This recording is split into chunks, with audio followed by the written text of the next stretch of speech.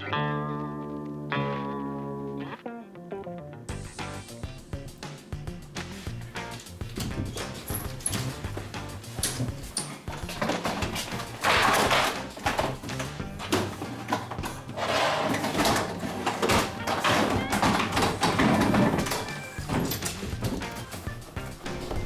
time. You're 2 minutes late. Wait, what am I saying? What the fuck are you doing?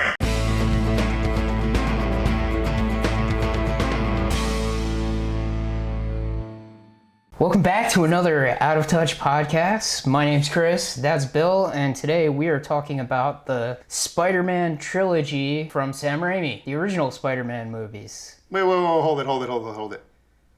I thought there was only Spider-Man movies in the Marvel Cinematic Universe. You tell me there's other Spider-Man movies?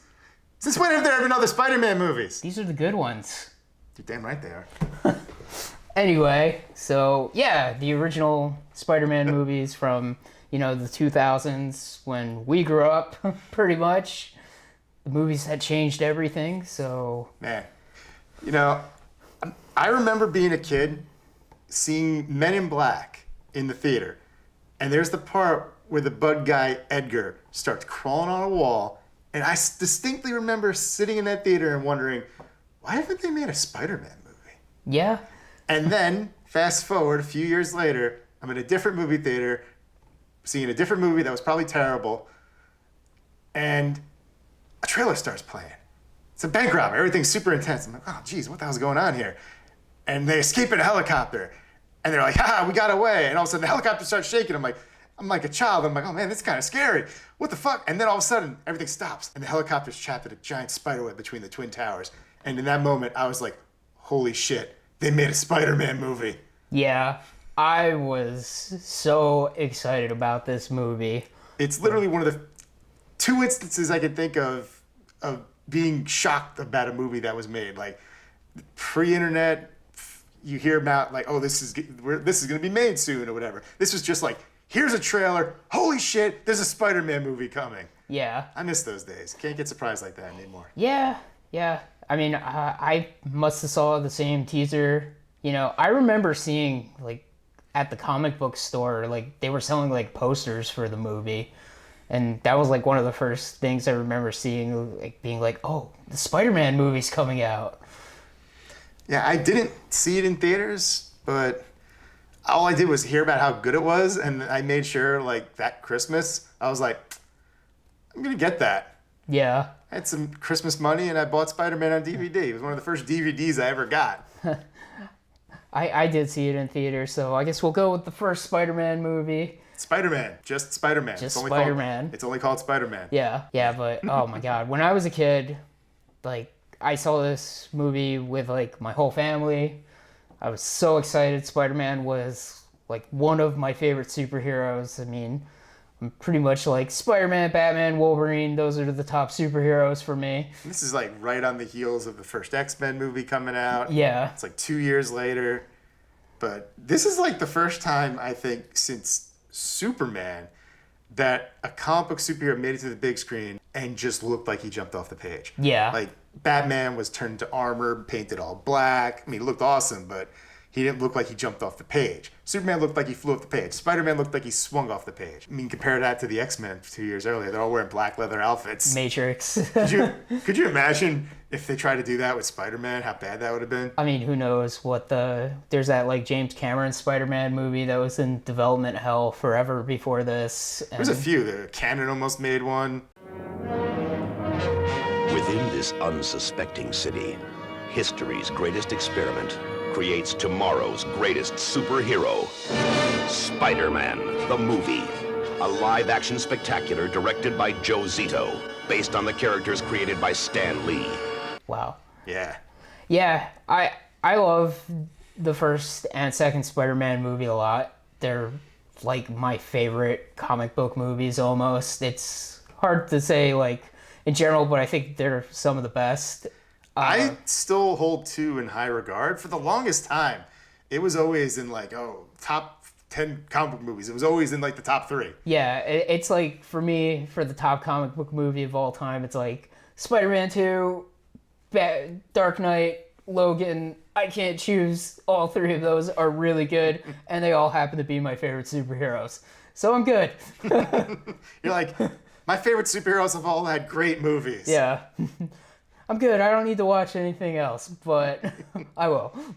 But yeah, the first Spider-Man movie, what can you say about it? It, like, at the time, it was incredible. I still think his suit looks great. Agreed. The suit gets better and better in each movie. They tweaked the design slightly in going into part 2. You'd have to look at them side by side to even really tell the difference. Yeah, I think they made the suit a little brighter. I think the webbings might be a little more prominent. Yeah. There's something else with like the logo, but it's subtle and it just feels consistent that you don't see in any other franchise. The suits almost always drastically change. Yeah, and one thing I like about this suit is you can actually see the webbing. Like the new Spider-Man suit. Does it even have? Yeah, does it even you have? can't even see it. No, it's barely there. Drives me crazy. Yeah. Unless he's Iron Spider, then I guess it's there. Yeah. But I'm not really a fan. Yeah, but this first Spider-Man movie, it's Spider-Man's origin. Everybody knows Spider-Man's origin. You know, rewatching it, I forgot, like, oh, wow, we're 5 minutes in, he's about to get bit by this spider. That's great. Yeah, seriously. They go to the field trip to the... I mean, at the start of the movie, he's on the field trip. He's trying to get on the bus. Yeah, gets bitten by the spider at the electron microscope or whatever they're seeing. Science lab. Yeah. Spider science lab. It's spider science. Don't you know about spider science? The science of spiders. Yeah. I mean, they do a pretty good job of establishing Peter's character as this loser who everyone hates, even other nerds. Yeah, I like that in this movie too. They don't try to make Peter Parker like cool. He's always a dork unless he's Spider-Man. Like, even after he gets his powers, if he's Peter Parker, he's still a dork. But gets bitten by the spider. We got the scene that I love where he's trying to figure out his powers. And, you know, there's that whole scene where he's trying to figure out how to shoot his webs out because he's got organic webbing built into him now. It's kind of weird. It wasn't always the plan. Yeah. You could actually, there's footage you could find of like when he's testing the web in his room. He's got the web shooters, but they like erased them. Or reshot it or something. I remember like watching on TV when I was a kid, like it must have been an interview with like maybe like Sam Raimi or somebody in the movie, and they were talking about why they gave him like organic web shooters, because they said, oh, it wouldn't really be believable that a kid could make these like mechanical devices and stuff, and it was really weird. I've heard those quotes before too, where it was just like, I found Peter Parker very relatable except for that. Yeah. And that's one of the reasons why they got rid of that. Yeah. I mean, I don't disagree with the notion that a poor kid in Queens making these super advanced technology and this like incredible webbing, like they've tried their best to kind of like write around it. He stole it from here, or he's secretly doing it in class, and this was just like, I don't know. Yeah, I think in the Amazing Spider-Man, he got it from Oscorp. Yeah, he like stole it. In the MCU, it's like Tony Stark gave it to him. No, because we see him making it in his like science lab. Oh, that's right. He's stealing from his rich school because he goes to like a fancy science school. That's right. But yeah, we got him exploring his powers. I mean, I love the scene where he's just trying to figure out to shoot the webs, and there's all the different like hand motions where he's just like, go web, go. Up and away web. Yeah. Shazam! The best one was just go. And then when he finally shoots it and he jumps off the cliff and he's just like, tally ho, and then just slams into the wall. You know, it's funny, like, it makes no sense that this gesture would do it. Like, he's only doing it because this is just what Spider-Man does. Yeah. Even though in the comics he's pushing a button. Yeah. I mean, it's even weirder because in the later movies, he's like shooting like little like web pellets and stuff, and it's like, can he change the density of like his webbing? I think sometimes we see him do like this, like he's like using his wrist like a nozzle where he's kind of adjusting the stream. Yeah, you could almost like argue like, oh, if they continued, maybe they would just like make it that he has like machines that kind of help him shoot the webs or condense the web for him. Maybe. But yeah, it's interesting. This is like, it's so like, it gets Spider-Man so right in this movie, I think. For the most part. Yeah. It definitely gets Peter Parker right, I think. Yeah. He's Tobey Maguire Spider-Man. He's the least quippy of all the Spider-Mans, I feel. Yeah, he is, but he still does quip. Sort of. They're kind of, yeah, it's hard to say. A lot of them are just cheesy quips because there's one thing in these movies, like they're very cheesy. Like that's kind of the style Sam Raimi went for, where it was just like, nah, man, let's kind of make this fun. Yeah, it'll be dark at times, but fun. Yeah. Maybe it's like, you know, I grew up with these movies. Like, it's like, this is my Spider-Man. Like, I mean, look, this is part of the framework that went into the MCU. They looked at these movies and like, all right, well, let's make this, but like adjust it a little bit, a little polish, a little shine, a little less cheese, but a lot of more quips and one-liners. Yeah. I mean, you know, we get the whole scene with Uncle Ben, which, I mean, is almost like, it's really good. It's straight up out of the 60s comic. He wants to win money to get a car to impress Mary Jane. He does the wrestling match with Bonesaw. Played by Macho Man Randy Savage himself. So good. Yeah. One of my favorite things is, like, they make it a cage match, and... It's like, but I didn't sign up for this! Yeah.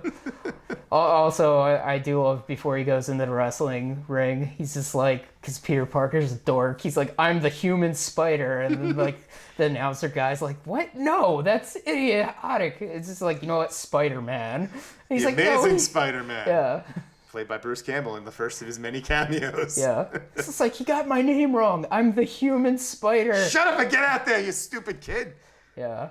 I love those when he's like looking at Bonesaw, and Bonesaw's just like, what are you doing up there? And he's just like staying away from you. I'm not gonna lie, like, I enjoy that scene, but growing up a wrestling fan, there's always been stuff that bothered me about it. I'm like, hey, none of this makes any sense. You counted him for a 3 count. He's not even being pinned. What's happening here? This rules don't make any sense. Wrestling's a work. Why are they treating it like a shoot? What's going on? Yeah, it is kind of stupid that it's just like, hey, stay in the ring with Bonesaw and we'll pay you $3,000 for 3 minutes. I think it is a thing that used to happen back in like the more carny days, but really? Wow. You don't see that happening in 2002. Yeah. But that's just kind of the world that Sam Raimi created. It's like, yeah, it's modern day, but there's some kind of weird throwbacky elements to it. Yeah, it's surreal. To a degree. Yeah. I think they used to call it, I think they referred to it as hyper reality. It's, what do they call it? Movie world? Like certain things when they don't act in real life. It's just like, oh, that's because it's movie world. Well, there are certain things that, like, in movies, they only happen in movies. Yeah. Like, you know, silencers not making a sound. That's not how they work. Yeah. Things like that that are just, like, accepted because it's a movie. Yeah, you can't report a person missing unless they've been gone 48 hours. That's not how that works. If someone's missing, the first 48 hours are the most important. Yeah. It's just like weird conventions that we just kind of accept because movies. Yeah. Like getting a phone call. You don't get a phone call. You get a lawyer, but you don't get a phone call. Yeah. But Spider-Man doesn't get the money, so the wrestling guy gets robbed. That guy that robs the wrestling guy ends up carjacking Uncle Ben and killing him. Does he? Oh. We'll get to that. Yeah. Whatever. We're talking about the first movie first. Fair enough. But yeah, I mean, you know, the source point of Spider-Man's entire motivation, guilt. Yes. He is guilty. Spider-Man is guilty. He committed a minor sin, and he will penance it for the rest of his life. Yeah, it's like because he let that one crook get away, that crook killed his uncle, and he's guilty. And they really hammer it home with Uncle Ben giving the great power, great responsibility speech. Which is a good speech. Oh, yeah. I mean, it was always like narration and stuff. Was it ever, like, spoken aloud? I don't know. You know, I think in the cartoons they said it, but I've never read the actual, like, first Spider-Man comic. I did. I recall it only being the narration. It's not like something Uncle Ben said to him. It's just like something in, like, Spider-Man learned, with great power comes great responsibility. I'm Stan Lee. Yeah. But, yeah, so then Uncle Ben dies. Peter Parker tries to get revenge. I guess he does, because the crook that killed Uncle Ben falls out of a window and dies. We cut to Peter Parker graduating high school. Yep. Should mention him and Harry Osborn are best friends in this movie. Mary Jane's his neighbor. He's in love with her. He's got like a crush. Yeah. And we go, I guess like a couple months later, he's in the big city. Kind of skipped over a major plot element. What's that? Green Goblin. Oh, yeah, right. We're gonna get to him. Right as Spider-Man's origin is happening, Green Goblin's origin is happening. Norman Osborn, rich guy, runs a company, scientist man. Yeah. He's got a super soldier serum deal and like a glider suit, and he tests it on himself because he's out of time and he needs to do it, or his company's gonna collapse, and he goes fucking crazy. Yeah, there's like a dumb general guy that is just, like, has a grudge against Osborn that is just like... A grudge because reasons. Yeah, he's like, I'm gonna cut your funding because this shit is stupid. I want the guy in the tank suit. Yeah. I mean, the Green Goblin glider thing is cool. It's kind of funny that it sort of exists in real life now. You've never seen it? I think I have. Oh. Yeah, it's weird. Also seems very impractical. Well, no shit. Anywho, yeah, so Norman Osborn becomes Green Goblin. He takes the Goblin juice, goes crazy, kills his assistant guy. Kills everyone that gets in his way. Yeah, pretty much. Puts on a mask. Yeah. The general guy, like you said, Robot Man suit, the Green Goblin just immediately blows it up. I'm like, that thing can't take a hit. Nope. He like literally shot like one missile at it and like just blew up everything. It's clearly the general guy backed the wrong horse. This shit's super effective. Barring the psychosis and split personality. I mean, if anything, it seems like, maybe the super soldier serum is kind of a bad idea, but it seems like that missiles and stuff he's been building and the bombs are pretty damn good. It's a pretty good weaponry, at least. Yeah. I mean, that glider is pretty effective. You could probably turn it into like some sort of drone. Oh yeah, and let's not forget the disintegrator grenades that just turn you into a fucking skeleton. Yeah, it's pretty gruesome. Man, how'd they get away with that? I always like when he first becomes Green Goblin and he's just all like crazy and he goes up to the lab assistant and he's just like, back to formula, and he just like picks him up and like throws him like 30 feet like away. Oh, Willem Dafoe is just so over the top in this. Yeah. He is just like going for it constantly. Like, he's given some shitty cliche dialogue, but he's chewing so much scenery with said dialogue that it's kind of great. Yeah, especially when he's the Goblin. Oh yeah. Yeah, so we get to a little bit later. Peter's Spider-Man in the big city. It's kind of funny, like, throughout these movies, it's just like, Peter, why are you always late? What's going on? Where do you go all the time? It's just like, do people think, like, nobody asks, why is he so flaky? They just, like, kind of accept it. It's like, is he on drugs or something? Nobody asks questions. Yeah. Nobody tries to figure out, like, there is a moment where Harry's like, where do you go all the time? And Peter's like, around. Yeah. Like, if I would be like, dude, are you, like, I could almost picture Harry Osborn being like, dude, you can level with me. We're friends. Are you banging hookers? Are you just going off and just banging hookers in the city? I mean, look, I understand that, but look, dude, come party with me. I can get you girls without, like, spending that much money. I think the more realistic, like, response would just be like, dude, are you on drugs? Drugs and hookers, they go hand in hand Yeah, sometimes. I guess so. You could be snorting cocaine off of a hooker. You don't fucking know. Yeah.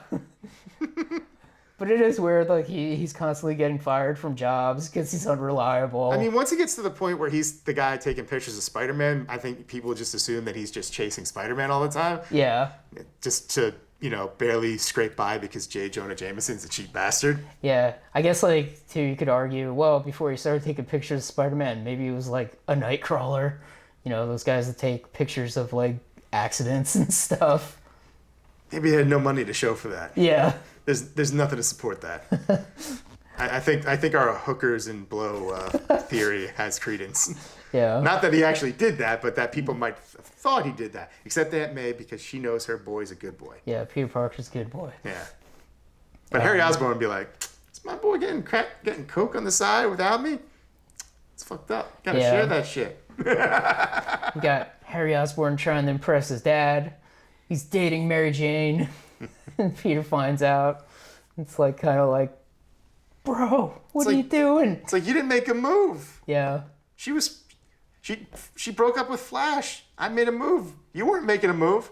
Look at her. Come on. Yeah. Fuck you. Yeah, everybody's seen this movie, I would hope. It's really good, but... If you haven't, go watch it. It's fun. Yeah. You MCU fans like fun stuff, right? As Spider-Man does his stuff, I love, like, you see all, like, the people in the city kind of, like, reacting to him with, like, all the on-street interviews and stuff. He stinks and I don't like him. Yeah, I was just gonna mention I'm that from guy. New York. Yeah. Random Lucy Lawless cameo as, like, a punk rock chick. Yeah. It's funny, we get J. Jonah Jameson, who's played by J.K. Simmons, who nobody could replace. He's irreplaceable. He's so fucking good as that guy.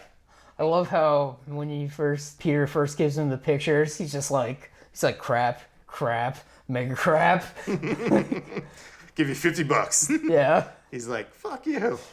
Yeah, Peter's like, I'll go somewhere else. He's just like, I'll give you 300 standard freelancer and print this on page 1. He's like, I can get you some Christmas meat. That's the best I can do. Yeah. That character, that guy, as played by him, it's one of the few times a character just leaps off the page and it's just 100%. Yeah. Nailed it. Like 100%. So good. Like with Tobey as Spider-Man, you're like, oh, well, there's you can back and forth. Fucking 100% with Jameson. Yeah. This is a man that once screamed at Godzilla to his face. Just yelled directly at him, "You stupid lizard!" Yeah. It's so good, though. Just go for some of the moments. Spider-Man saving people. I would say the visual effects still look pretty good. There are some times where the CG Spider-Man looks a little weird if you're looking close to it. Like, there's, like, the scene where he stops all those crooks and Spider-Man kind of does this weird kind of, like, land and jump thing where he looks a little weird. Yeah, there's some bounciness to some of the CG. Yeah. It's a little off at points, but... Spider-Man does most of his swinging at night, unlike in the other movies. I mean, he's got the couple glory shots with the light, but they put the money in there. Those are the money shots. Those are the trailer shots. In fact, some of them were in the trailers. Yeah, I would argue that at the very end of the movie, just jumping around where he's swinging in the city in the daytime and, like, the helicopters are following him, I'm like, wow, that's, like, a really good-looking PS4 game. Maybe even PS3, because those helicopters look they look good for the time, but now it's just like, yeah. I mean, there's a few weird moments, especially with Goblin on his glider, where he, like, comes at the camera and he's like, woo, and he goes back and it's a little wonky. Yeah. But... thankfully, they don't rely too much on the CGI. There's a good amount of practical stuff.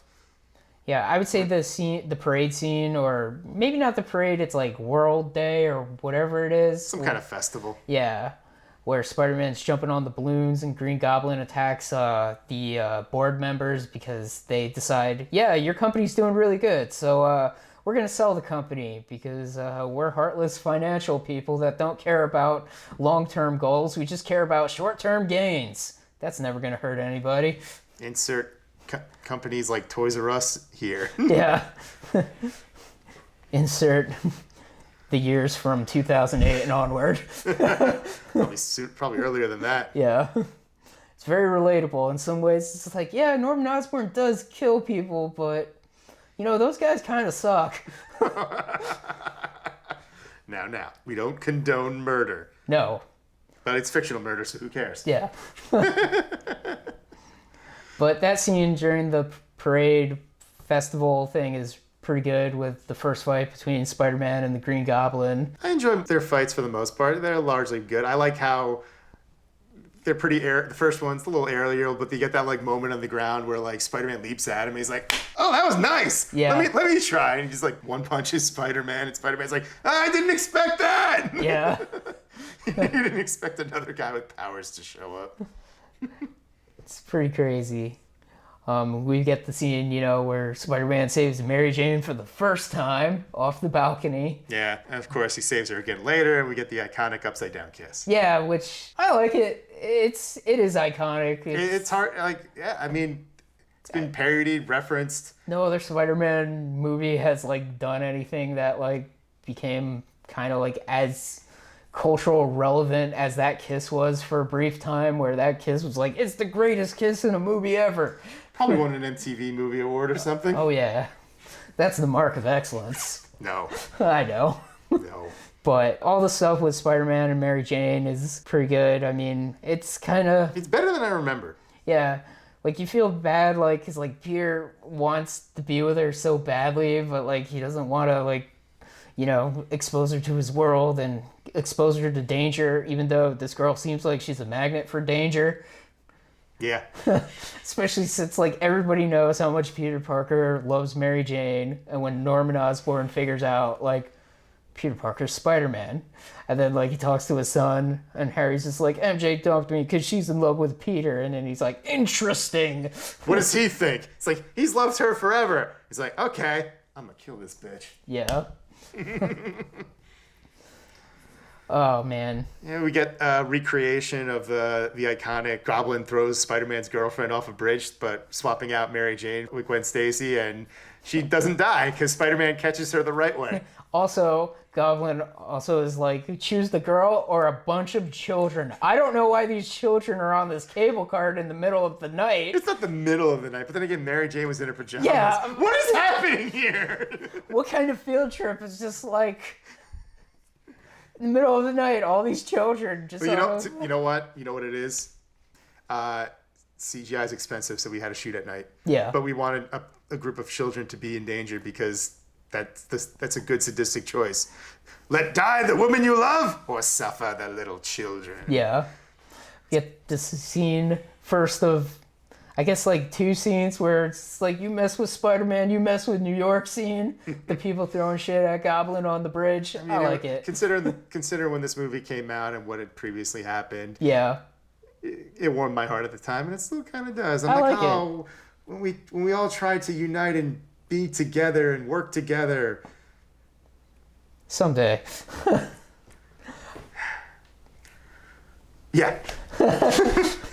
I like that scene. I like it too. Because New Yorkers would throw shit at people that it's just like... New Yorkers would absolutely chuck a brick at a supervillain. It's one of the most realistic things I've seen in these movies. Yeah. Hey, that Goblin guy's trying to kill some kids. Get him! Yeah. What do you got against the kids? What the fuck's wrong with you? Yeah. So funny. Dude's got, I think, one guy in a pipe. Yeah, they're throwing a lot of stuff, and they're just on a bridge. I'm like... It's a bridge in New York. There's shit everywhere. Yeah. It's probably a truck. You're probably grabbing some stuff off a truck. That's true. One of those guys might be construction work. You might have some tools and shit. Yeah. Hey, man, what are you going to do? You going to hang on to your tools, or you going to lug them at a bad guy to help Spider-Man save some kids? You're lugging those tools. Yeah. One scene I should mention, because my friend always brings it up, is the scene where, like, Green Goblin just goes to scare Aunt May. And, like, she's, like, praying, and she's saying, like, I guess, like, the Our Father, and he's just like, finish it! Deliver us from... Finish it! Evil! Yeah, he doesn't even kidnap her or anything. He's just like, he's evil enough that I'm just gonna scare the shit out of this old lady. Because, I mean, to be fair, she's so old, his assumption is, if I scare her hard enough, she might have a heart attack and die. Yeah. But it is kind of crazy. And it's also, he's letting Spider-Man know, motherfucker, I know who you are. Yeah. Because he's it was a warning shot. Psychopath. Spider-Man calls. That's where Spider-Man also calls Mary Jane before the whole bridge scene, and the Goblin's like, can Spider-Man come out to play? I remember seeing that in like a commercial or a trailer for the movie. It's so lame and cheesy, but I kind of like when he's like swooping around the bridge and he's just like, itsy bitsy spider went up the water spout, and down came the Goblin and took the spider out. Yeah. Because I'm not going to lie, when I saw that new poster for Spider-Man No Way Home, and even though he's like super small on it, he's there and he's fully suited up in that outfit. I just heard that in my head. I was like, yeah, kill him, kill Spider-Man, Gobby, get rid of him, murder him. I'm rooting for the wrong side in this for some reason. I'm rooting for nostalgia. Oh no.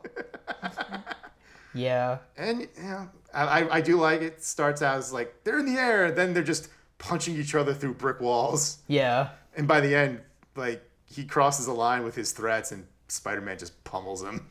Yeah. And he plays it's me, it's Norman, don't hurt me anymore, Spider-Man. But then he tries to kill him with the glider, and Spider-Man uses his Spidey sense, and Goblin kills himself. Yeah. And rather than explaining what the fuck happened to Harry, or even just like saying like, whoa, I didn't do it, Green Goblin did it. Yeah. like lying. He just runs off and plants a seed of torment and madness in his friend. Yeah, all of this could have been prevented if Spider-Man just dropped off Norman, and then, like, when Harry walks up, he takes off the mask, and he's just like, I have something to tell you. Yeah, even if he wanted to honor Norman's wish that Harry doesn't know that he's the Green Goblin, he just has to lie and just like, Green Goblin killed your father. Yeah. Like, he killed all those other Oscorp execs. I don't know who he was, but he's dead. I promise you, he's dead. Yeah.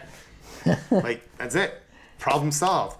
Harry tearfully hugs his friend, warns his father, but knows, like, I lost my father, but at least I know the killer was brought to justice by my friend, who I now know is Spider-Man, and I'll help out. I'm a rich guy. I got your back, Spider-Man. And then, oh no, he's turned into Iron Spider again. No! What have I done? Either that or all that happens, and then he finds out my dad was the Green Goblin, and Spider-Man killed him. And he just goes mad. Yeah. But yeah, it's fucking first Spider-Man movie. It kind of came out at the perfect time. Yeah. Because, as we were mentioned, I think people needed a hero, especially even a fictional one, especially in regards to New York City at that time. And Spider-Man swooped in. Yeah. And that kind of caused this tidal wave of superhero movies. Like, it was starting, you know, X-Men made money, but then Spider-Man broke fucking records, and that was... I think nothing was like Spider-Man, though, before it was came bigger. out. Yeah. It was bigger. It had a bigger budget. There was more action, more spectacle. Yeah. As cheesy as it is that sometimes, there's a sense of grandeur to it. Anytime Spidey is swinging through the city, they got that epic score, that Danny Elfman theme just blaring.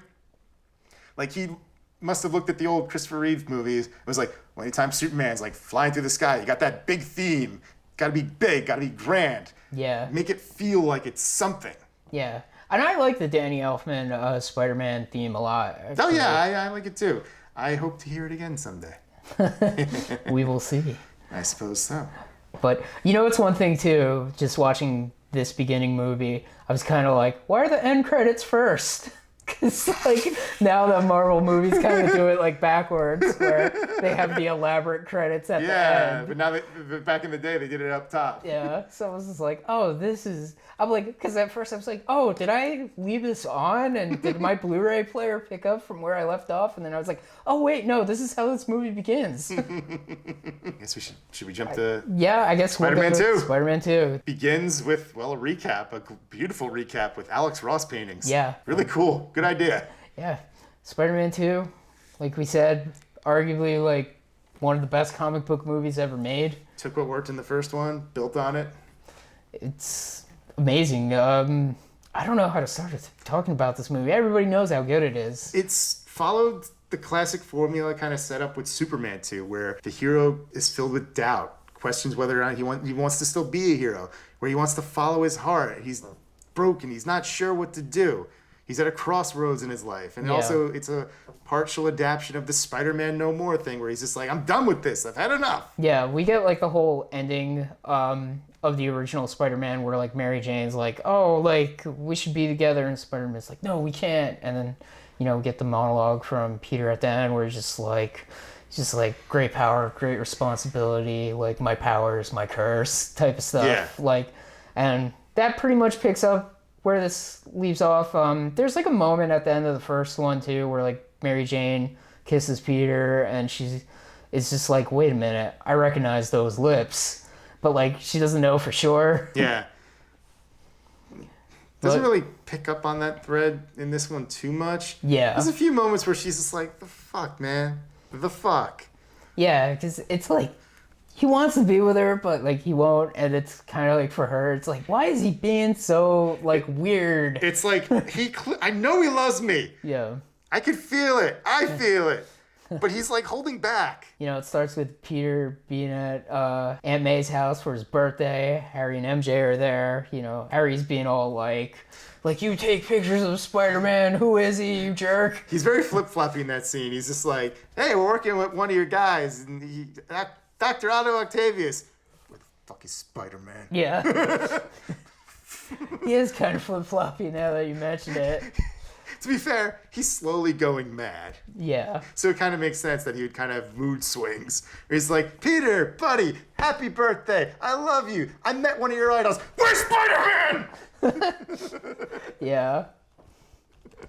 We get a lot of cool Spider-Man stopping crime in the city as usual, you know? You also get a lot of Peter down on his luck, loses his pizza job. Yeah, I always love that.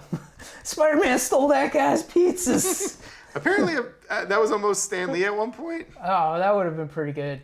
Both Stan Lee cameos in 1 and 2, he has no speaking lines. He just saves somebody from getting wrecked by debris. In one of them, we hear him say, "Look out!" But that's it. Oh, yeah, I think that is in Spider-Man 2. Because Spider-Man 3 has, like, more of a speaking line where... He's got a nice little moment. Yeah. Where he's just like, hey, one person could truly make a difference. Enough said. He's on screen with one of his actual creations for a change. It was nice. Yeah. Web slinging has improved even more. Oh, definitely. I mean, the big crux of the story, we got Doc Ock. Yep. He made his mini son somehow. Fusion machine. Sure. Magic science. Yeah, nuclear fusion.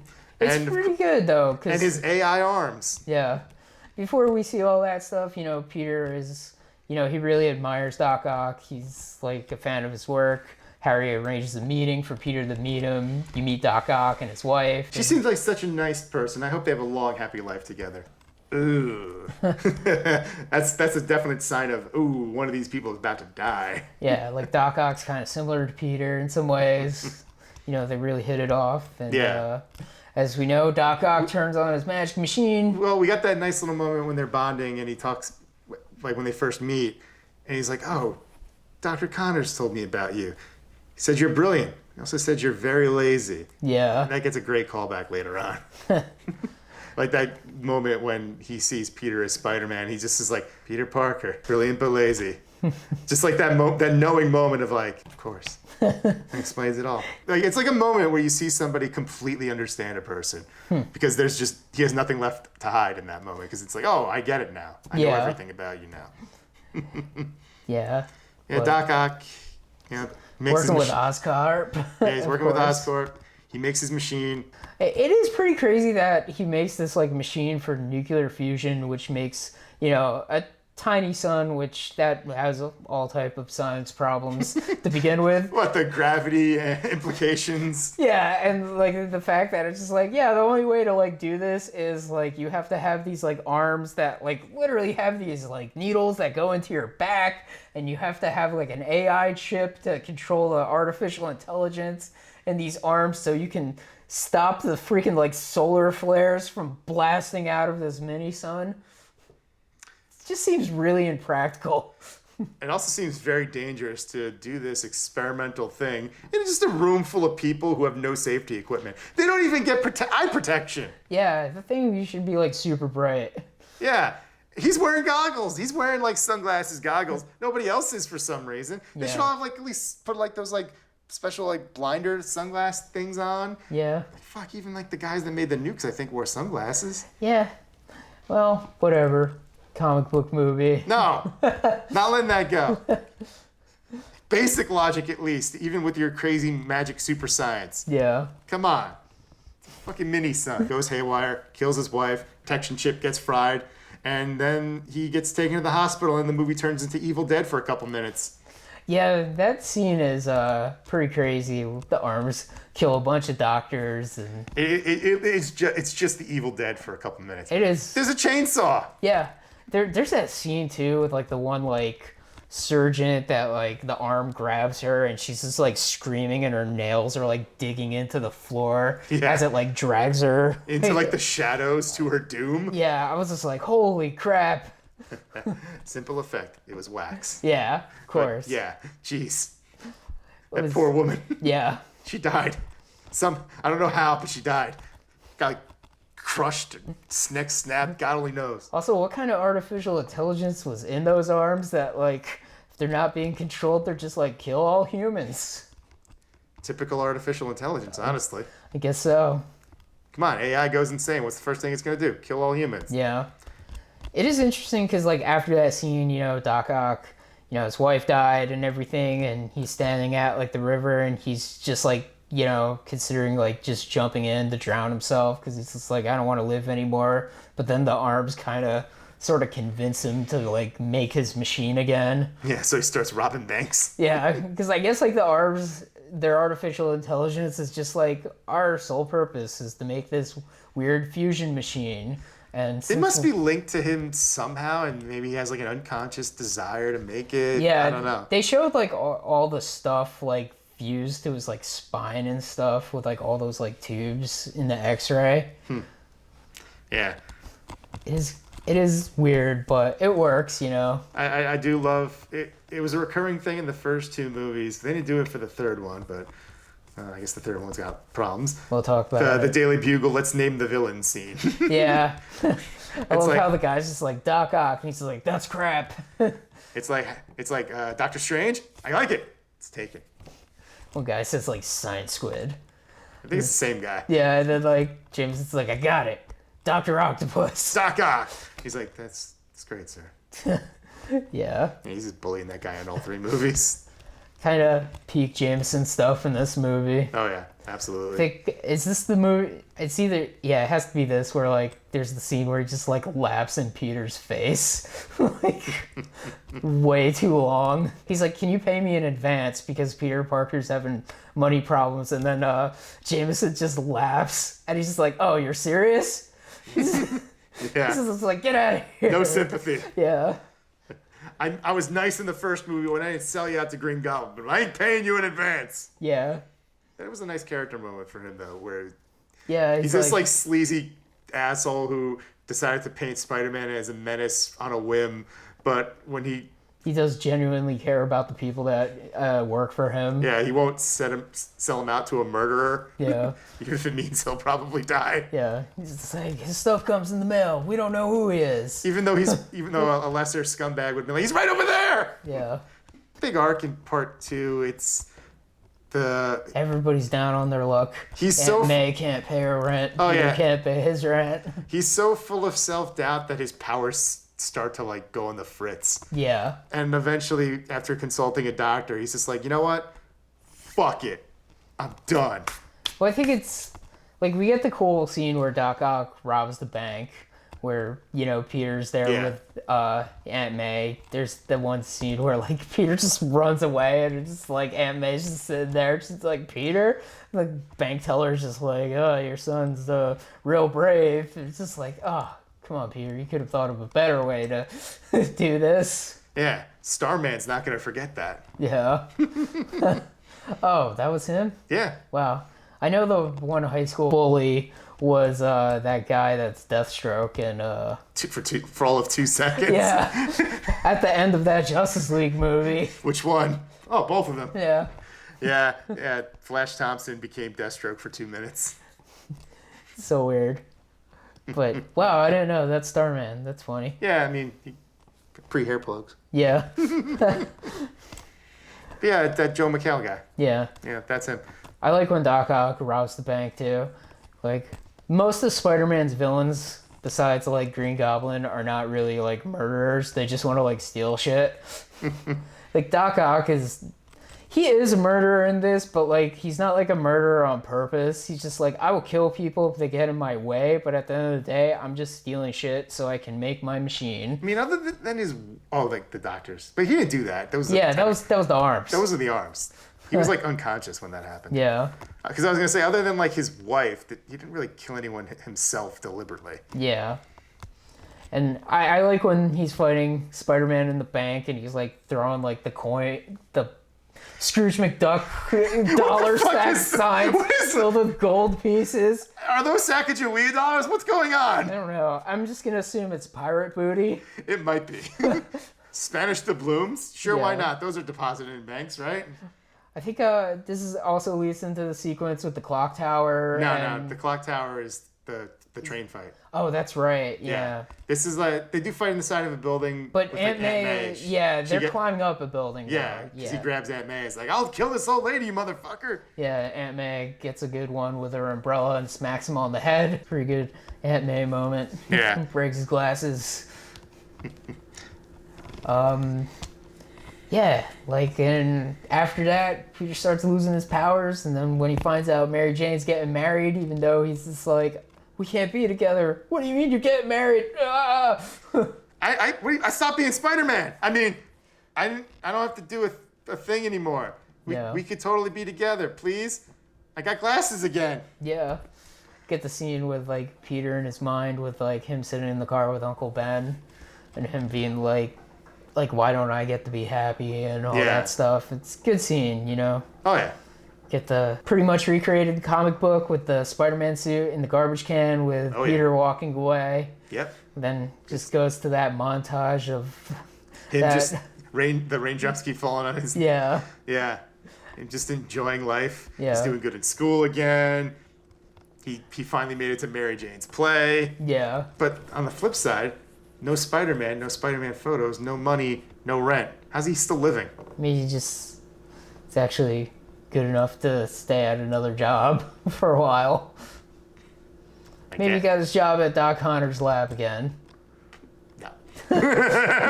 Really. He fired him in the first movie and he never rehired him. I don't know. It seems like, man, Spider-Man has been in grad school forever in these movies. Honestly, I remember, like, this is like we're skipping ahead slightly, but I remember at the start of Spider-Man 3, I was like, wait, he's still in school? Yeah. He started college in 2002. Yeah. Well, I assumed, like, he was in grad school by Spider-Man 3, It's you know? Not really. No, it seems to still be the same school because Dr. Connors is still one of his professors. Yeah, I don't know. I don't know what degree is. He's trying to get a PhD because PhDs take, like, almost a decade to get, right? I don't know, because they're kind of, like, loose on how much time has actually gone by. Because I think there's a lot of... They say 2 years in Spider-Man 3. It's just like, wait, what? Yeah, it's like, you mean like 5 years ago when Uncle Ben died, right? I would accept 3. Yeah. I would go with 3. And even then, you could say 3.5. Uncle Ben died when Peter was still in high school. Yeah. I don't know, but yeah, it is kind of wonky with the timeline a little. Yeah, but Spider-Man 2. Well, I'm trying to remember. He doesn't have his powers for a while, but then he gets the speech from Aunt May. That's right. That great speech where upon and all of us. Yeah, where upon review, I'm like, does she know? Yeah, it is one of those things where you're like, does Aunt May know he's Spider-Man? Because like, there's like that moment where she's like explaining how oh, kids love a hero, you know, look up to him. They need them. Like she gives him like this very knowing look. Yeah. There's 2 people in this trilogy that definitely know that Peter Parker is Spider-Man, and they ain't saying shit. And one of them's Aunt May, and the other one's that Robbie guy from the Daily Bugle. Yeah. Because there's that moment where it's like, I heard Spider-Man was there, and he just looks at Peter, and Peter's like, I don't know what you're talking about, Robbie. Shut up. Robbie's also in the cartoon, too. Yeah, he's a character from the Daily Bugle. He's part of the thing. Sadly, if we ever see this world again, he won't be there because I believe that actor passed away. Oh. So Aunt May gives Peter encouragement. Spider-Man's back. I guess that leads into the Doc Ock making a deal with Harry Osborn because he's just like, I need more tritium for my crazy machine. And he points fingers at Peter because Peter would take the pictures of Spider-Man. He's like, and he just happens to grab Mary Jane because they're talking because Mary Jane's supposed to marry Jameson's son, but clearly she doesn't really want to because she loves Peter. And Peter's like, love me. I want to love you now. I promise I won't fuck with you anymore. Well, don't forget, he's like, I won't fuck with you anymore. Then he becomes Spider-Man again. They have the thing, and then like, she's like, I've considered your offer, and he's like, actually, I thought I could love you, but I really can't. And she's just like, what the hell is going on? I do like... What's wrong with you? I do like the moment when she sees him unmasked. That lingering shot of her just like having that like, much like I said with Doc Ock, just that moment of like, oh, it all makes sense now. Everything makes sense now. Yeah. And like, I think in that moment, she loved him even more. Yeah. Because it's like, he wasn't there because he was there for me because he was the one who saved me. Yeah.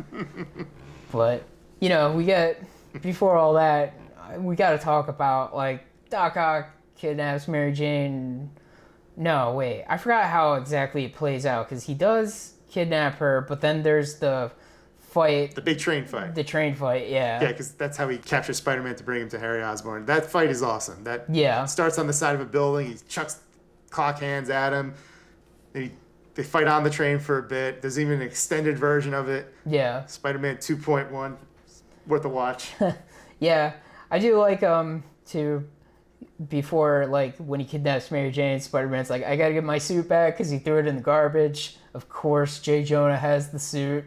He just steals it back, and, like, there's a whole moment where, like, Jameson's just like, maybe I was wrong about Spider-Man. Maybe he was helping people. Maybe he was, and then he, like, steals the suit. He's like, a dirty crook that stole from me. Man, if Peter just like, hey, Jameson, hey, it's me, Spider-Man. I can save your son's fiance. Can I have my pants back? I need my suit. And Jameson would be like, oh, thank God you're here. Here you go. I love you, Spider-Man. But just that couple seconds too early, and it's just... It's a good moment, though. No, it's hilarious. Bring me Spider-Man! Yeah. Spider-Man has his suit back on. He's like, why does it smell like cigars? It would smell... God, it's like, why does it smell like cigars and regret? Cigars, regret, and garbage. It wasn't the garbage. Yeah. How do you even know that Jameson had it? Yeah, I don't know. Maybe he was wait, you know still what? working. Because he brought it to the Bugle, they must have wrote a paper about it. Yeah, because it was on the printing of the it one was. issue. I rescind my comment. Yeah. And everything worked out fine. The train fight. The train fight is great. Oh yeah, the train and then fight. when he stops the train too. Oh yeah, that great hero shot where it's just like ah. Yeah. And like everyone in the train sees him without his mask, and they're like, we ain't saying anything. Not that we could, because we have no idea who the fuck you are. Also, like a weird thing that like just like appeared, and I like checked to make sure I wasn't an idiot. There's like when Peter passes out, there's like a scene where like some guy, like Doc Ock, shows up, and he's just like some guy standing in the front. He's just like, it's like, if you want to get to Spider-Man, you got to go through us. And I was just like, is that comedian Joey Diaz? And it is. And I was like, that's so weird. Why is Joey Diaz in Spider-Man 2? There's a bunch of random people in these movies. Yeah. The recurring Bruce Campbell, Yeah. who plays a guy who won't let him into Mary Jane's play. It's like, you ain't getting in here. Get the fuck out. I'm totally not Mysterio.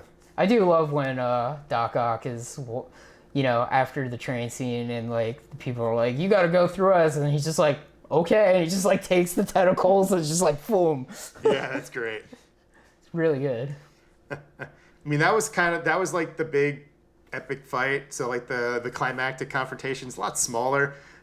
So when Peter goes to finally save Mary Jane from Well, him. we get the one moment too before that where Doc Ock delivers Peter to Harry Osborn, and Harry Osborn takes off his mask, and he's just like, Peter, and then like Harry's just like, there's more. Peter's like, there's more going on between you and me. See ya. He's just like, ah! Yeah. What the ah! Leaves Harry there again, being like, I'm filled with even more rage now. Confusing rage! Yeah. And I love the final fight is just Peter's just like, you know what, fuck it. He just pummels Doc Ock in the end. Doc Ock gets electrocuted. He finally snaps him back to reason. Yeah. Doc Ock sacrifices himself. Mary Jane learns the truth. They have a heart-to-heart on a web, a very fake-looking web. Yeah. Jameson's son, in the light of a full moon, does a pretty superhuman leap that will never amount to anything. He's definitely not a character named Man-Wolf. I didn't know that. That's funny. Yeah, I think that was a deliberate choice. But, and you know, Mary Jane ditches what's his name at the altar. Yeah. Jameson has a hilarious line where it's like, call the caterer, tell her not to open the caviar. Yeah. She runs through the park right past the Punisher. Oh, yeah. Well, it's the Punisher's stuntman, but it's supposed to be the Punisher. That day, the Punisher's family got murdered in that park. Different Punisher. Oh. It was the stuntman for Thomas Jane. Oh, okay. Cool. Yeah. Man, imagine what the world would have been like if in the first Spider-Man movie, Hugh Jackman's planned cameo actually went through. I can't imagine it. Apparently it didn't happen because they couldn't find the Wolverine costume, and I'm like, why don't you just put him in any leather jacket you could find? Just put him in the mutton chops and a leather jacket. You don't need... What, are we going to put him in the leather outfit? We don't want to see him in the leather outfit. can't imagine what that cameo would have been, though. I don't know. They've been kind of vague. It just sounds like it would have been just like a brief, like, oh, there's Wolverine. But like, I'm trying to think of like where I would have loved to have seen it. Maybe in like the montage of like New Yorkers, one of them's just Wolverine with a scar, being like, Spider-Man. Pfft, bullshit. Yeah. That would have been amazing. That would be pretty good. It was before Wolverine was saying, go fuck yourself. Yeah. So, Well, they wouldn't let him say that in this movie. yeah. Spider-Man movies are family movies, damn it. Yeah. But back to Spider-Man 2. right. Mary Jane's like, I'm making this choice. We're going to be together. And he's like, yay, I didn't have to make the hard choice. Yeah. So they get together, but before that happens, there's a dun-dun-dun moment. And, Harry sees his dad in the mirror. yeah, today, in modern day, this scene would be in, like, the middle of the credits or after the credits. But Yeah. back in these days, these quaint, simple times, they just put it in the movie. Yeah. That sequel hook, that great sequel hook, where he finds out his dad was the Green Goblin, and it's like, oh, shit. That fantastic sequel to this movie that maybe someday they'll actually make. And now with James Franco. Oh, yeah. Whoops. Anyway. Yeah, it is such a good moment. Like, he finds the goblin, like, cave lair. Just a shit ton of freaking pumpkin bombs and the serum and all that shit. And the mask. Yeah. Got the just- Goblin theme playing. It's weird, too, because, like, he's still, like, Spider-Man killed my dad. And it's just like, oh, but my dad was the Green Goblin. He's gone mad at this point. It's true. Peter broke his brain long before this moment. Yeah. And, yeah, Spider-Man 2. It's such a great movie. It's iconic. It's fantastic. Now let's talk about Spider-Man 3. I don't hate this movie, but it's definitely really jarring watching all three of these movies, like, back to back to back. This movie was so anticipated. Oh, yeah. There was a longer gap between 2 and 3 than there was between 1 and 2. Yeah. It was 3 years as opposed to 2. Just a little trickling of details. Oh shit, the black suit! Yeah. Oh my god, they're doing Venom. I mean, oh my god, they're doing that Venom. trailer that they first showed where, like, Spider-Man's on top of, like, the, you know, bell tower in Yeah. the black suit, and you're just like, what? Yeah, everything No way. Everything seemed like, oh shit, things are going dark. Oh my god, this is so Yeah. great. How'd the movie turn out, Chris?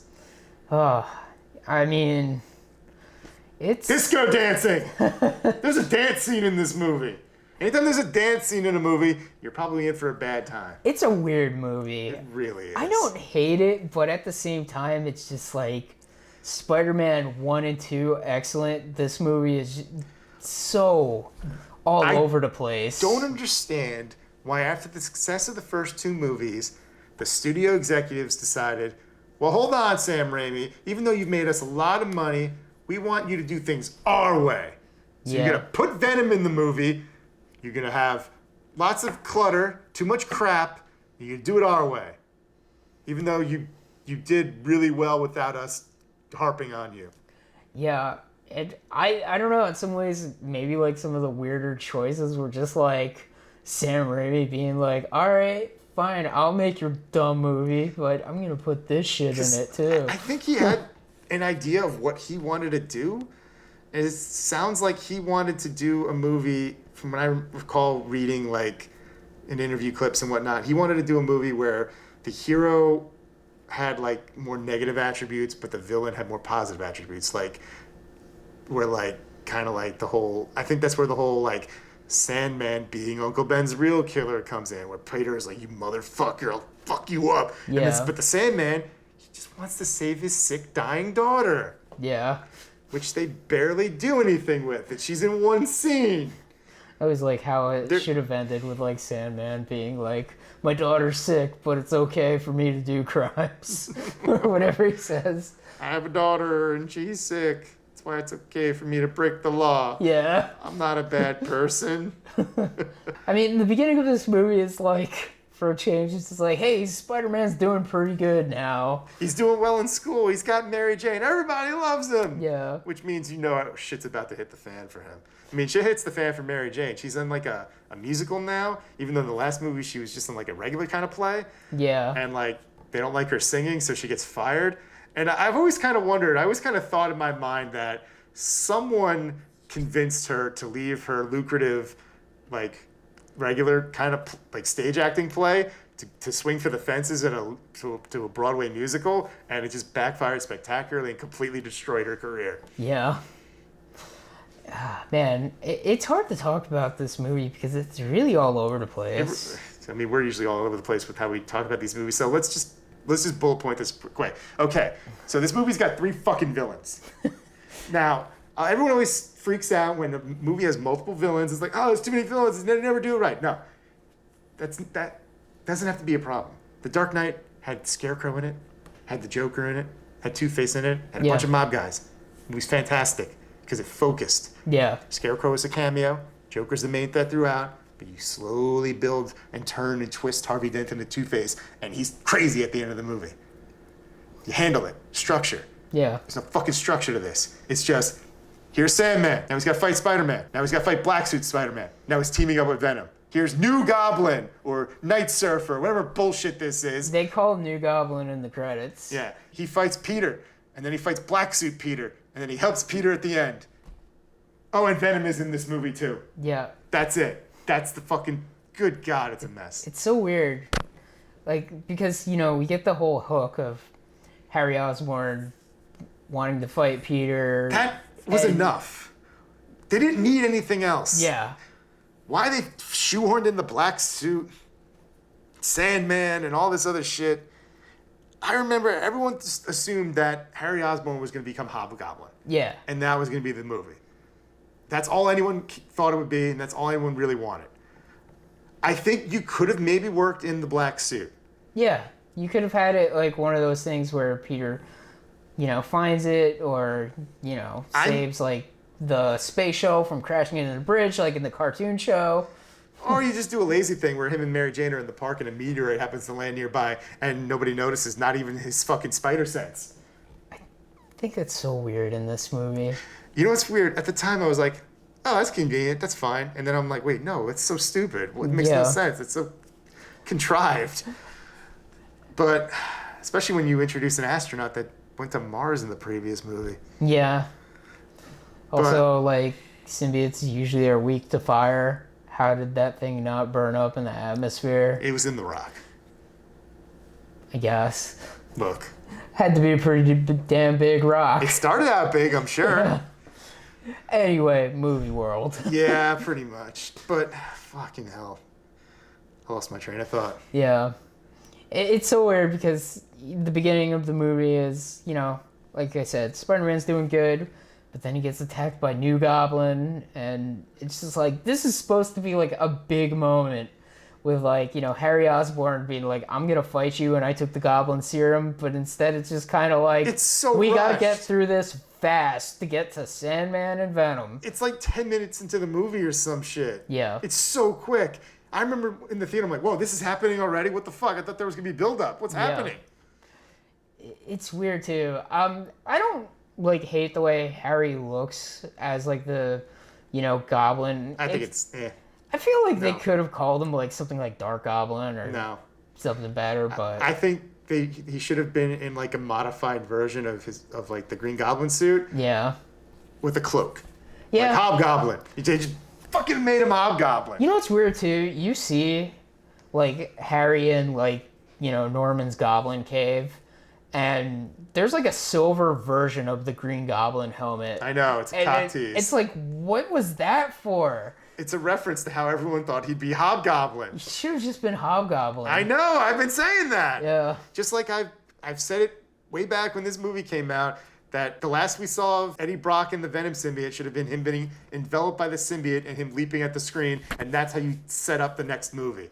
Yeah, there's too many things happening in this movie because not only the 3 villains, but we also get Gwen Stacy introduced, and she's literally a non-character. She has no reason to be in this. She's only in this movie for 2 reasons.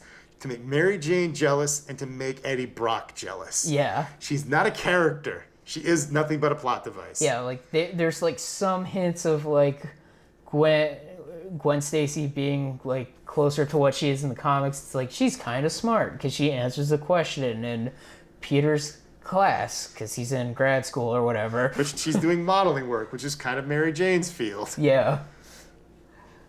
It's really weird. I also heard like something weird that like they introduced her because if they did a Spider-Man 4, Kirsten Dunst wasn't gonna be in it, but I know part of what they did to get Kirsten Dunst to come back for part 3 was apparently she was kind of over the whole being the damsel in distress at the end of the movie. She's like, I don't want to do that again.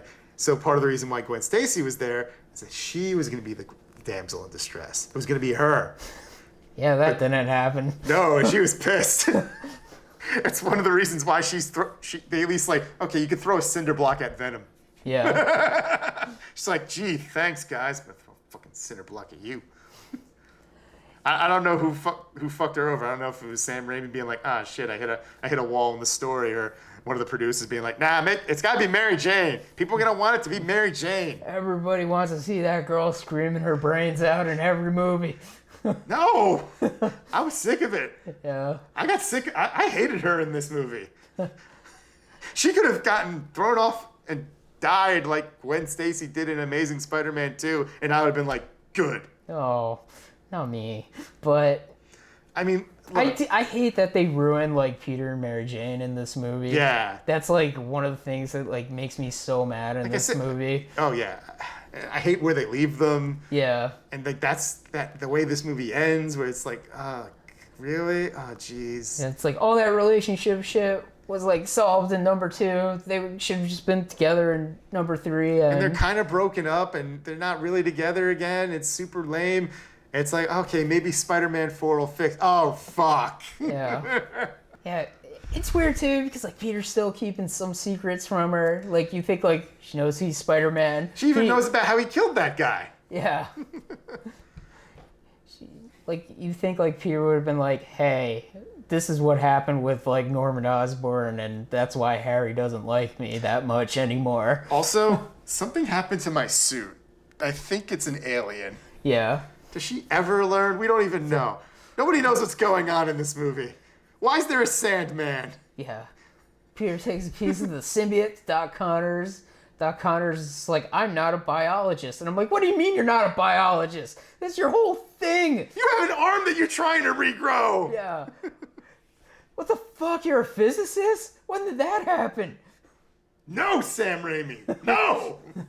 God damn it, Spider-Man 3. You're so disappointed. We can't even talk about the plot in a rational way because this movie just makes us mad. The plot of Spider-Man 3 is not that rational. It's just bullet points. We just got to get to the big fight at the end because it's just kind of going through the motions. Yeah. We got to do Eddie Brock. Here he is. He sucks. He's lame. It's Topher Grace from that 70s show. He quit that 70s show to be in Spider-Man 3. How'd that work out for him, Chris? Oh, well. You think he'll be in that 90s show? Oh, yeah, that's a thing, isn't it? Apparently. Well, maybe. I don't know. I did like that 70s show, but Never watched much of it. whatever. It's got the villain from RoboCop as the dad. That's weird. It is weird. It is so weird. Does he ever say bitches leave? I don't know, but that would be amazing if he did. And he just walks into that, because I know like they hang out in like a basement or something and just walk in, bitches leave. Yeah. I was talking to Eric and his friends, not you ladies. I didn't know you girls were here.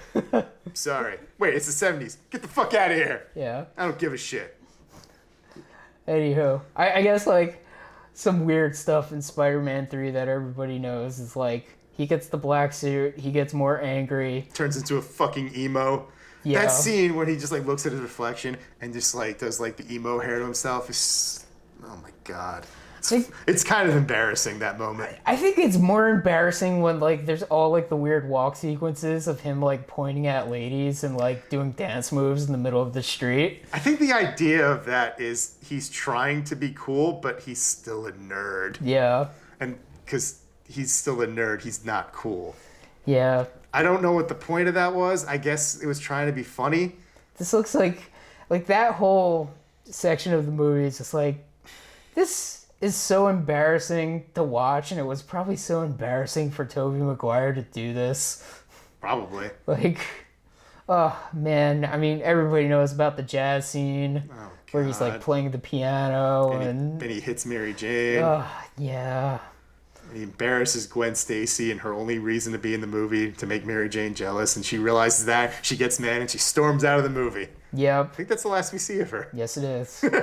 She's like, wait a minute, I'm only supposed to be here to make her jealous? Fuck this movie. I'm going to Jurassic World. And then I'm going to direct Star Wars shows. It's so weird. I mean, we got Eddie Brock being like, I just want to work for the Daily Bugle, and then Jameson's like, I'll give somebody a job if they can have a picture of Spider-Man doing something naughty. And then, like, he makes a fake picture, and Peter exposes him, and he's just like, you ruined my life, Peter Parker. It's just like, you did a bad thing that somebody was going to notice eventually. To quote Obi-Wan Kenobi, you've done that yourself. Yeah. And he prays to God, kill Peter Parker. Yeah. And he gets the Venom symbiote, and he tries to kill Peter Parker. Where he randomly has a stupid team up with Sandman. Hey, Sandman, how's it going? And Sandman's like, what the fuck is happening in this movie? He's like, doesn't matter. Let's go fight Spider-Man together because we're both the villains in the movie. Yeah, it's weird, too, because he gets this after Peter realizes for the second time that the black suit is bad. Because he realizes it earlier on in the movie when he kills Sandman, or at least he thinks he kills Sandman. He's like, oh, this shit's heavy. I better get this off. But then, Harry Osborn manipulates MJ into breaking up with Peter. We're not even going to get into the weird amnesia plot in this movie with Harry Osborn because there's way too much happening in this movie. Fuck it. Yeah. Move on. Harry manipulates MJ to break up with Peter.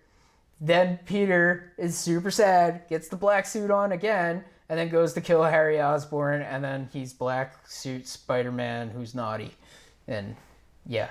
I mean, I'll say this. In his second fight with Harry, I like when he starts mocking him, and he's like, oh, what's the matter, Goblin Jr., gonna cry? Yeah. I mean, that kind of became a meme. That is pretty funny. Yeah. Like, there's good stuff sprinkled throughout this movie. There's good stuff with Jameson. He's as good as always. Yeah. J.K. Simmons never bad, unless he is bad. I would say Harry has some pretty, funny bits when he's being evil. Like, there's the whole scene with, him and Peter in the cafe, and then, he's just like, I'm in love with MJ, and I'm sorry, Peter, and then, Peter leaves, he's, all, distraught, and the waitress is just like, how's the cake? And he's like, so good, and then he turns around and looks at Peter and gives him the smile and the wink, and it's just like, oh my god, he's so evil. I actually wouldn't have minded an entire movie where he's just fucking with Peter Parker like that.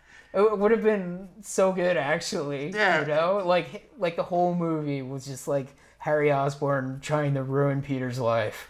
I know, that would have been fun and cool. And then, if he's Hobgoblin, there's a whole thing in the comics of who's the Hobgoblin. You could have had who's the Hobgoblin in this movie. I mean, it would have been really obvious, but Peter might not have known. Well, he would have known. It was pretty obvious. Yeah. But I just like the idea of more of this. This could have worked. This part of the movie could have worked. He's just fucking with him. I mean, I don't mind the idea of a secondary villain in there if you utilize them right. Yeah. But none of them are utilized right. Yeah, if it was Sandman and Harry Osborn, it probably would have been better. I'll say Sandman is weird that he's in this movie. His powers and everything are visually cool when he's created. That's a good scene. Yeah. I like Spider-Man punches through him. That's a cool effect. Yeah. Done very practically because they just had a one-handed boxer. So that was cool. I do love the moment after their first fight. Peter stumping the sand out of his costume, and it's just like, where do these guys keep coming from? Yeah. He just has that moment of how the fuck does this keep happening? Yeah. It's a good moment. Like I said, there's good stuff in it, but the whole is frustrating. Yeah, we said, the ending is just so Eddie gets the symbiote, immediately goes to Sandman for some reason. Sandman thinks Eddie's... How do you find him? Yeah, Sandman thinks Eddie's Spider-Man, and then it's just no, I'm this other guy that hates Spider-Man too. let's team up and kill Spider-Man. And then we literally have the finale. Yeah.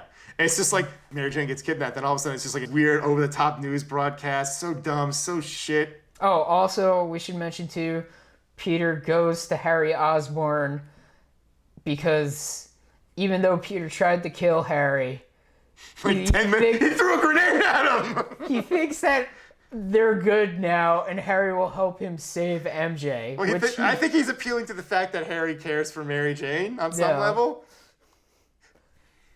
Whatever, their shit doesn't even really get like resolved, and when like he shows up, like they're just like the lawyer says, "Hey, Harry, your dad killed himself. It was his glider. Oh, I've been in these movies." Yeah, it was his butler. Yeah, the butler did it the entire time. Yeah. It's funny, he's actually in the other two movies. Oh yeah, he is. Just like very briefly each time. Yeah. And then all of a sudden he has like one of the most important moments in the entire trilogy. How the fuck did that happen? Yeah, he's just like, your dad killed himself. It'd be like if that one board member that we kept seeing in the Dark Knight trilogy suddenly was just like, I'm Bane. I'm Ra's al Ghul. Oh my god. He's the new Ra's al Ghul. Fuck. I'm the demon head. It was me. Mwah. Yeah. But like, they fight. Yeah, they're Harry and Peter. They I'm team pretty up. sure like Harry's just like, no problem, buddy. It's just like, what is happening? Oh god. I remember talking about Spider-Man 3 with someone like not long after it came out, and I brought up the moment when they teamed up, and he's like, I hated that so much. Yeah. I still remember seeing it with a few people this, and when the credits rolled and we stood up and we started walking down the thing, I was like, so what'd you guys think? And they were just like, I don't know about this one. Yeah. Yeah, it's so weird, you know? But you know what? It's not the worst movie. Not even No. close. Not even the worst superhero movie. It's the weakest of the trilogy by far. Yeah. But I think the series could have been redeemed. Yeah. I think Spider-Man 4 could have been still good. Yeah. So weird. I am not going to lie. There is still a part of me to this very day that is still kind of annoyed we didn't get Spider-Man 4. Yeah. Because they were going to make it. It almost happened. But there was like a disagreement of like release date. And then they just made another movie that came out a year later than Spider-Man 4 would have anyway. So why not just let Sam Raimi make Spider-Man 4? Which leads me to my other point. Sony, you're never going to see this. Make Spider-Man 4. Look, we all fucking know Tobey's in the new movie. We've seen the leaked images. We fucking know. Just fuck. Just own up it. I'm gonna laugh so hard if like none of this shit is true. Oh, like, me too. I'm any not of gonna lie. them. It'd be kind of funny as hell. Like if none of these other Spider-Men are in this new movie, and then I just see the internet implode, I mean, look. I'm gonna become so powerful off that misery. I mean, I'm wrong. I would kind of laugh at it too, because Yeah. it would just like, they have to be, oh, that's gonna happen. But if they are, you know what? Even if they're not in it, fucking make Spider-Man 4 anyway. Regardless. Just do it. This is a world where we might have multiple Spider-Mans, where we're having multiple Batmans. Robert Pattinson is here. Ben Affleck's coming back to say goodbye. Michael Keaton's returning. Fuck it. Bring back Tobey Maguire Spider-Man. Make Spider-Man 4. And literally, just call it Spider-Man 4. No fucking subtitles or any bullshit. Yeah. If you just call it Spider-Man 4, people are going to know what the fuck it is. They're going to know exactly what it is. You have that font. You got Tobey Maguire and Kristen Dunst on the poster. People will be like, oh shit, it's the real Spider-Man. Not that weird Iron Man boy shit. The font that Sony was so proud of that they put it on the PlayStation 3. Yep. Just make Spider-Man 4. Yeah. Just do it. I want it. I mean, who knows? Maybe Tobey Maguire might show up in Doctor Strange because Sam Raimi's directing that movie. It's called Multiverse of Madness. Everybody knows that Spider-Man is supposed to show up in another MCU movie, but they never said which Spider-Man.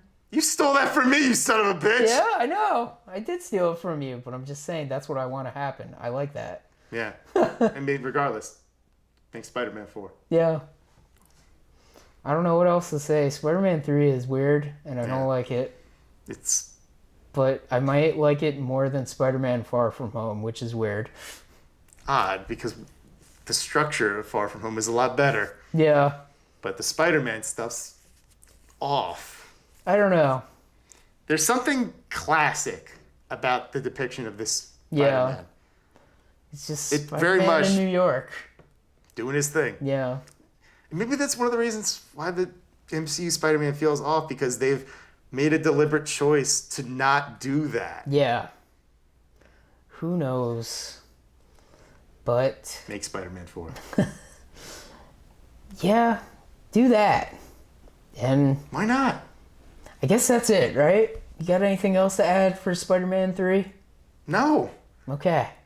Unless they wanted to put 4 more villains in the damn movie. I just, what else can you say about Spider-Man 3? It's all over the place. Yeah, it was like the most hyped movie ever that like didn't deliver. At the time, yeah. Yeah. Definitely was. That was like back-to-back trilogy. Womp, womp, womp. Yeah, because X-Men 3 was that year too. The year before. Oh yeah, that's Yeah. right. And like, whereas X-Men and Spider-Man fell, the MCU rose from the ashes a year later. Yeah. Some could argue before the MCU though, it was just like Spider-Man and X-Men failed, but then Batman came back with a vengeance. Oh yeah, year after Yeah. Spider-Man 2, Batman Begins came out, and it was just like, it was kind of a soft return, but it was like, oh, shit, what was that? And then The Dark Knight came out in 2008, and it was like, holy shit, Batman! But that's for another podcast, I guess, someday. Yeah. The Batman movies. But yeah, that's it for us. The Spider-Man Sam Raimi Trilogy Out of Touch podcast. Just make Spider-Man 4. Yeah. Just do it. Also, I guess if Spider-Man Go Home, those rumors are true, then yeah. Or if they're not true, oh boy, that's going to be fun to watch. Yep. Just fucking make Spider-Man 4.